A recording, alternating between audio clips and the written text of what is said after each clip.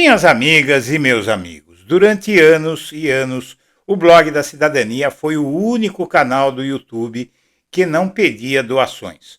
O resultado foi termos equipamentos antigos, com reclamações sobre som e imagem e dificuldade imensa para fazer matérias melhores por falta de uma equipe mínima. Então pedimos a você que, na medida do seu bolso, faça-nos uma doação. Você viu como melhoramos a nossa programação graças ao seu apoio. 100, 50, 10, 5, quanto você achar que pode ou deve doar a quem apoia o seu ideário político. Doar é uma ação política nobre e madura que engrandece o doador. Se não tiver condições financeiras, porém, você já nos apoia com a sua audiência. Se considerar nos apoiar, use o QR Code ou a chave Pix que estão na sua tela. Bom dia, senhoras e senhores. Hoje é 9 de junho de 2025. São 8 horas da manhã e chegou a hora. Hoje começa o julgamento dos golpistas que tentaram solapar a democracia brasileira entre 2022 e 2023. O julgamento vai até sexta-feira e o Jair Bolsonaro deve depor na quinta-feira, logo junto com o Paulo Sérgio Nogueira, que era o comandante, era o ministro da Defesa, na verdade, no julgamento do Bolsonaro. Hoje começa com o Mauro Cid. O primeiro depoimento é do Mauro Cid, por ele ser o delator, e o Mauro Cid, quem o Bolsonaro não encontra e vai encontrar hoje, ele não encontra o Mauro Cid desde o final de 2022, quando ele sai da presidência da República 2 dias antes, no dia 30 de dezembro de 2022, e o Mauro Cid ficou, ele foi, o Bolsonaro voltou 3 meses depois, e desde então ele não encontrou o Mauro Cid por conta de toda a investigação. E o Mauro Cid vai acusar o Bolsonaro sentado ao lado do Bolsonaro no julgamento. Mas esse julgamento tem algumas particularidades. E a particularidade mais séria que esse julgamento tem é o seguinte: os réus não podem mentir. Então eu vou explicar essa regra para você, vou explicar várias regras do julgamento, que eu estudei o assunto, falei com 2 advogados criminalistas de ontem para hoje para apresentar essas informações para você. E no âmbito desse julgamento, que vai ter nessa semana, sobretudo no julgamento do Jair Bolsonaro, há uma pergunta que será feita para o Jair Bolsonaro, que é uma pergunta mortal e que ele vai ter que responder direitinho, muito bem pensado, e ele não poderá dar as respostas que ele vem dando. Só lembrando, o Blog da Cidadania vai transmitir esse julgamento a partir das 13 horas de hoje, o julgamento do Mauro Cid. Como sempre, eu não interrompo a transmissão, eu vou fazer os comentários na tela por chat, não é? No chat da transmissão, e você pode participar com ou sem superchat, você pode participar, mande a sua mensagem, e eu vou procurar divulgar o máximo de mensagens possíveis, e se eu tiver que fazer algum comentário, vai ser por escrito para não atrapalhar o julgamento. Eu aguardo você, que hoje começa o final, hoje vai culminar o resultado de todo o trabalho que eu e você temos feito aqui no Blog da Cidadania durante os últimos 2 anos e meio. Aguardo você aqui. Então, fica comigo e assiste a esta reportagem que eu preparei para você. É a primeira vez. O senhor disse que procurou os comandantes das forças porque o TSE fechou a porta para a petição. Sim. O que os comandantes da força poderiam... Não, mas ali nós conversamos o que podemos fazer dentro das 4 linhas. Chegamos à conclusão, nada. Tanto é que não convoquei os conselhos. Não assinei absolutamente nada. Você pega a minuta do golpe encontrada na casa do Anderson. Tem um primeiro parágrafo de meia dúzia linhas que fala que seria uma intervenção via Estado de Defesa no TSE. O resto, as 2 páginas, cópia da própria Constituição. Não estavam ali os considerandos. Qualquer possibilidade de defesa, sítio, além de convocar, na mensagem ali, tem que ter os considerandos. O porquê se queria fazer aquilo. Pronto, teve. Não vi lá. Eu não vi lá. Chamar aquilo de minuta de golpe. E outra, essa tal da minuta do golpe foi tratada ontem, pelo advogado antes, estava há quase 1 ano já circulando pela internet. E logo depois, quando fizeram a 3ª busca e apreensão, que foi em cima do PL, em cima de mim também, a imprensa anunciou, encontraram a minuta de golpe do Anderson na mesa do Bolsonaro. Sim! A imprensa anunciou, encontraram a minuta de golpe do Anderson na mesa do Bolsonaro. Sim! A imprensa anunciou, encontraram a minuta de golpe do Anderson na mesa do Bolsonaro. Sim! Você viu o olhar do advogado para ele? Bom, o Bolsonaro vai ter que responder às perguntas do Alexandre de Moraes pela primeira vez no caso da trama golpista, e depois de passar anos atacando o STF, ele vai ter que se explicar pela primeira vez ao tribunal e vai ser questionado pelo Alexandre de Moraes. Ok, o Bolsonaro ele está fazendo esse jogo retórico para levar a acusação do golpe para a disputa de narrativa. Ele tem buscado levar para a disputa de narrativas algumas das principais evidências que pesam contra ele no processo.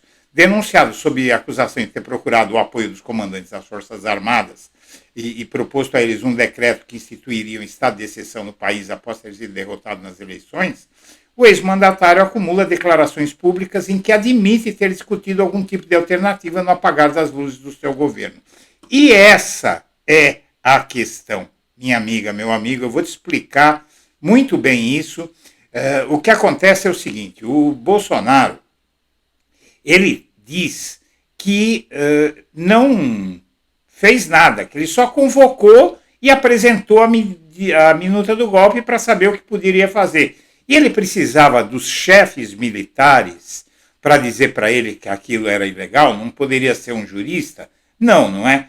Então, não tem lógica isso que ele está falando e na entrevista coletiva, ele diz o que ele quer. Ele fala qualquer coisa. O repórter não pode retrucar. Se retrucar, ele ameaça o repórter, bater no repórter, xinga o repórter. Só que no STF vai ser muito diferente. Ele vai ter que responder essa pergunta para a qual ele não tem resposta. Enquanto isso, o PL fica fazendo aquelas elucubrações de saídas mágicas para resolver isso, e eles não entenderam ainda que o Supremo Tribunal Federal é o guardião da Constituição. Eles podem tentar provar alguma coisa para livrar a cara do Alexandre de Ramagem e por tabela a mesma coisa liberar o Bolsonaro nesse bojo dessa jogada? Podem, mas o STF vai lá e diz que não pode, e acabou. Você viu que acabou, o STF proibiu e acabou, não teve nada. E eles têm mais uma história aí, enquanto insistem na aprovação de uma anistia aos envolvidos, aliados de Bolsonaro discutem uma estratégia para tirar o caso da trama golpista das mãos do Moraes. De acordo com interlocutores do ex-presidente ouvidos, se nada mais der certo, eles acreditam que ainda poderiam tentar aprovar uma PEC para reduzir o alcance do foro privilegiado, mudar a Constituição. Só que quem é o guardião da Constituição? É o STF. O STF vai falar que não cabe na Constituição fazer isso. Bom, além disso, Bolsonaro vai rever o Mauro Cid pela primeira vez desde que o auxiliar delatou o plano de golpe. E aí, minha amiga, meu amigo, vai ser muito interessante ver hoje, você vai ver isso hoje, com transmissão aqui no Blog da Cidadania, com os meus comentários por escrito na tela, via chat, você vai ver o Mauro Cid falar tudo na cara do Bolsonaro. Isso é imperdível. Mas tem mais. Tem um ponto aqui muito importante que precisa ser explicado e eu vou explicar agora. É o seguinte, se um réu mentir durante o interrogatório no Supremo Tribunal Federal e essa mentira for comprovada como crime de falso testemunho, ou perjúrio, artigo 342 do Código Penal, é possível que o Bolsonaro receba voz de prisão.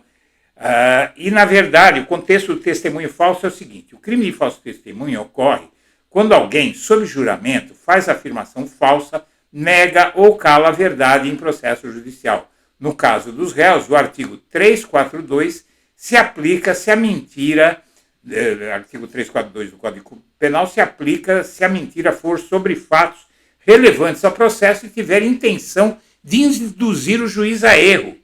Os réus têm o direito constitucional ao silêncio, artigo 5º, inciso 63º da Constituição Federal, e não são obrigados a produzir provas contra si mesmos.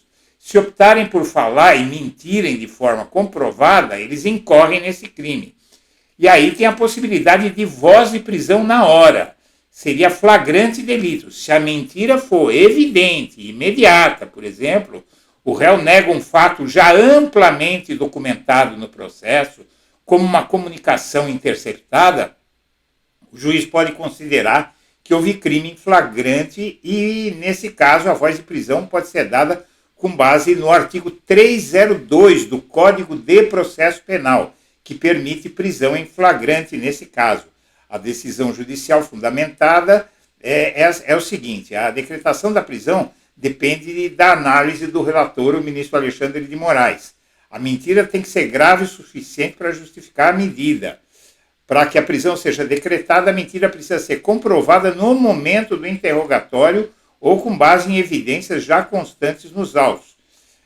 Por exemplo, contradição com provas materiais, documentos, áudios, etc. Inconsistência com depoimentos anteriores ou delações premiadas, como a de Mauro Cid no caso. Fatos notórios ou amplamente documentados no processo, a comprovação imediata é desafiadora, mas o STF, no contexto de um caso grave como a tentativa de golpe, pode agir com celeridade se a mentira for flagrante. A voz de prisão por falso testemunho não é comum de acontecer, mas pode acontecer.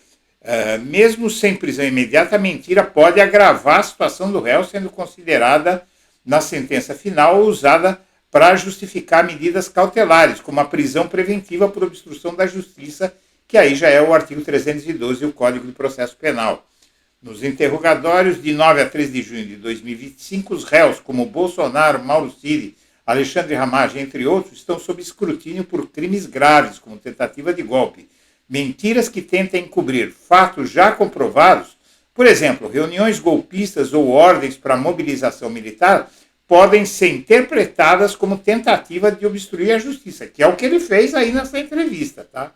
O Alexandre de Moraes já demonstrou tolerância zero com comportamentos que atrapalham a investigação, como visto em fases anteriores, quando alertou sobre prisões por desacato ou obstrução. Vou te dar um exemplo prático. Se um réu como Anderson Torres, por exemplo, negar envolvimento em uma reunião golpista, mas houver áudios ou documentos que comprovem sua participação e a mentira for confrontada durante o interrogatório, Moraes pode determinar a prisão dele em flagrante na hora por falso testemunho. É possível dar voz de prisão se um réu mentir e a mentira for comprovada. Então segura essa. Quero ver o Bolsonaro falar lá no julgamento essa versão que ele está dizendo nessa entrevista. Isso pode dar cana.